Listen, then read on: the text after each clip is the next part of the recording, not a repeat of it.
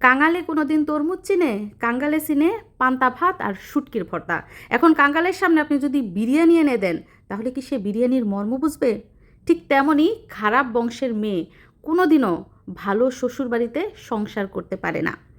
খারাপ বংশের মেয়ের জন্য প্রয়োজন খারাপ শ্বশুরবাড়ি, যাতে করে কিলাইয়া গুতাইয়া ঠিক করতে পারে।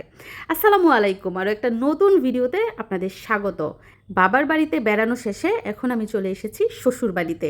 আর আসতে না আসতেই দেখুন আমার সামনে রয়েছে 2 ক্যারেট আম, 10 কেজি করে 20 কেজি হাড়ি ভাঙা আম। মাশাআল্লাহ, আমগুলো দেখতে অনেক বেশি সুন্দর। একেই বলে ভাগ্য, একেই বলে কপাল।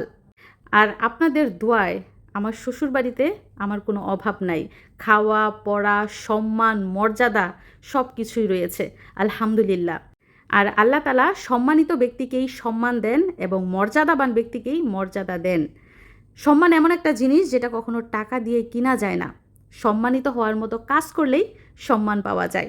আর এটাকে অনেকে অহংকার বলে, যে খুব অহংকার, খুব অহংকার। এটা অহংকার না, এটা হচ্ছে আমার গৌরব। আরেকটা বিষয় হচ্ছে, আমরা কখনোই একা বড়লোক হতে চাই না, একা সুখীও হতে চাইনি।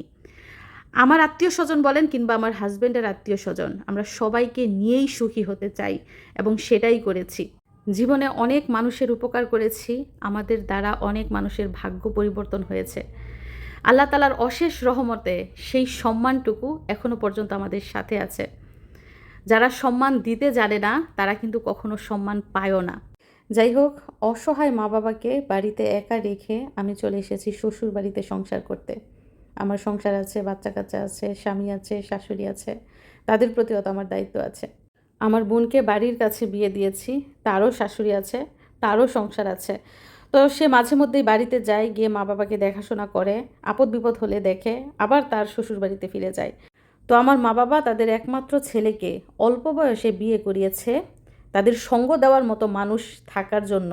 কিন্তু দুর্ভাগ্য, সঙ্গ দেওয়া তো দূরের কথা, সেবা করারও মানুষ নাই, রান্না করে খাওয়ানোরও মানুষ নাই। কি অভাগা আমার মা বাবা, কি কপাল! এজন্য একটা ছেলে না, 2-3টা ছেলে থাকলে ভালো। একটাই না করলে আরেকটাই করবে। আর বোনদেরও তখন টান থাকে, এক ভাইয়ে না করলে আরেক ভাইয়ে করে। একটা ভাই মানে মনে করেন দুর্ভাগ্য, বোনদেরও দুর্ভাগ্য, মা বাবারও দুর্ভাগ্য। যাই হোক, এই পর্যন্ত আমার পরিবার সম্পর্কে আপনাদের কাছে অনেক কিছু শেয়ার করেছি, অনেক কিছু বলেছি, কারণ এটা থেকে যাতে আপনারা শিক্ষা নিতে পারেন। আপনাদেরও হয়তো বা পরিবারে এমন অনেক সদস্য আছে, নতুন বিয়ে করাবেন কিংবা বিয়ে করানোর চিন্তা ভাবনা করছেন। আপনারা অবশ্যই আগে মেয়ের পরিবার দেখবেন, বংশ দেখবেন, তারপরে বিয়ে করাবেন। আমাদের মতো ভুল করেন না। এজন্যই মূলত আমার পারিবারিক বিষয়গুলো আপনাদের সাথে শেয়ার করছি। আর একজন মানুষ যখন একবার, দুইবার, তিনবার একটা ভুল করে, তখন সেটাকে ভুল বলে। যখন বারবার বারবার ভুল করতে থাকে, বারবার একই কাজ করতে থাকে, তখন সেটাকে ভুল বলা যায় না। ওইটা হয়ে যায় তখন অপরাধ। আর অপরাধটাই কিন্তু মানুষের সামনে তুলে ধরতে হয়, যাতে করে এই অপরাধের শিকার, এই অপরাধের ভুক্তভোগী অন্য কেউ না হয়।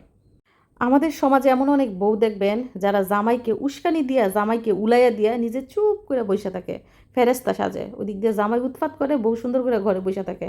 মানুষ ভাববো যে বউ তো নিষ্পাপ, বউ তো কিছুই জানে না, কিছুই করে নাই, কিন্তু মূল কলকবজা তো বউই নাড়াইতেছে, জামাইকে দিয়া বলাইতেছে বউয়ে, আর বউয়ে চুপচাপ বসে রয়েছে।